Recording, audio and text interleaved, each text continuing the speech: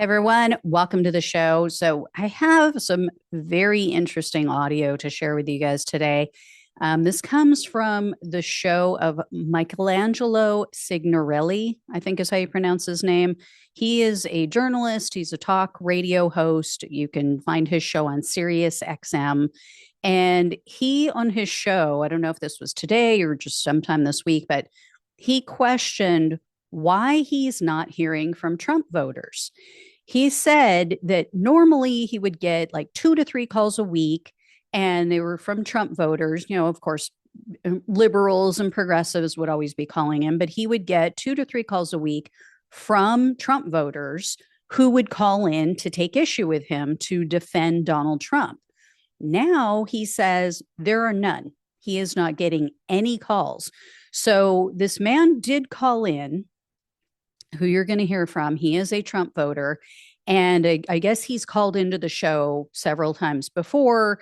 And, they've had some lively conversations, some disagreements, some things that they found common ground on. But anyway, he called in and he gave an explanation that is pretty illuminating. And it's one that I thought of. But to hear it from a Trump voter is a very different thing. It just like crystallizes it. So take a listen to this. I'm a Trump voter. I'm a Republican. I can't say I'm a MAGA Republican, but I guess I fall into that bag right now. And I can tell you that, yeah, you're not getting calls from Trump voters because we're embarrassed. I open up my 401k account, my Roth IRA account, and they're bad. I've lost thousands of dollars, and I didn't expect what he's done with Doge. The whole hack and slash, there's absolutely no organization. There was no plan and no organization with implementing these tariffs. I think he needs to be stopped. I do not, even some of his largest advocates that you see on TV, people like what's the lady's name? She's a huge advocate of his. Ben Shapiro's another one.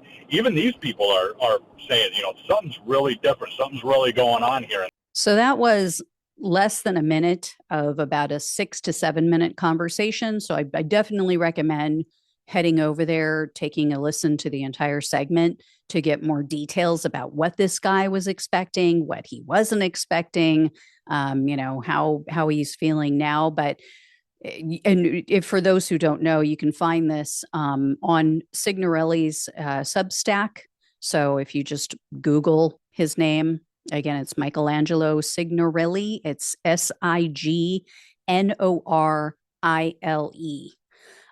first name Michelangelo. But anyway, very interesting that even this guy who voted for Trump, who says he's a conservative, who is having an issue with all of this, and he's saying, yeah, I would vote for the Democratic Socialists.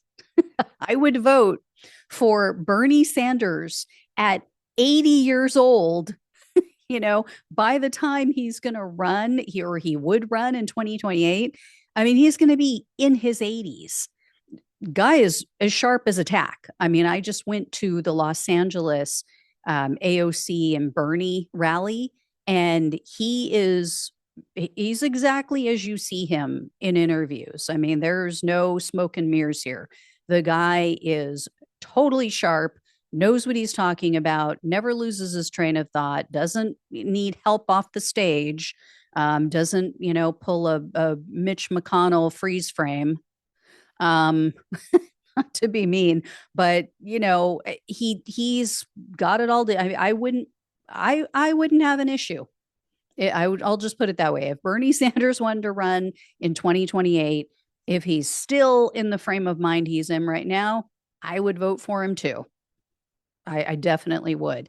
But to hear this guy say it, who's a Trump voter, pretty damn interesting. It just goes to show you, if you have the right message and if you are looking out for the people and not big money donors, not billionaires, if you are calling out those people, if you are naming and shaming a rightfully so, a villain in the story and people can identify with that, they don't care what letter is next to your name. They don't care what you stand for otherwise. If you are going to help them and you get it and you are authentic, then people will vote for you. So, not that Bernie is going to run. I mean, he has pretty much made it clear he has no intention of running again for president. I think he is obviously, passing the torch to the AOCs of the world. I hope that others step up as well. But yeah. And I have to tell you, the crowd in Los Angeles was just as excited about AOC as they were about Bernie Sanders. When she came on, when they even just announced her and were welcoming her to the stage, people just broke out in natural cheers of AOC. I mean, people were just chanting AOC.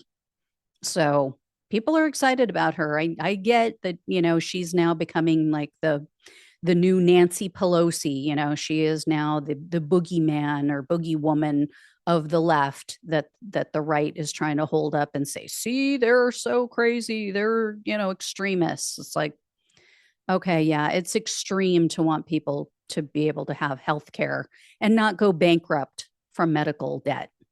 Yeah, that's extreme. Anyway, so just thought this was really interesting. And just to keep in mind, too, yes, there are people who are embarrassed right now. So we are just seeing the tip of the iceberg as far as the Trump regrets go. We are just seeing the people who are willing to put themselves out there, not all the people who are sitting back going, oh my God, what did I do? This is a nightmare. I didn't want this, but they're too either embarrassed, as he said, or they just are, they just don't have the backbone, they don't have the courage, I guess you could say, to step up and say and own it, and as I said in an interview I did earlier today, they just want to own the libs, right? That's what it's what it comes down to. So by admitting that they made a mistake, you're giving something to the other side. You're giving them, I guess, in their mind, leverage, or, that we get to say, told you so. They can't handle that. Their egos can't handle it. So anyway, thank you all so much for watching and listening. Please like, please share, and subscribe. Please donate if you can. Love you all. Take care. Talk with you soon.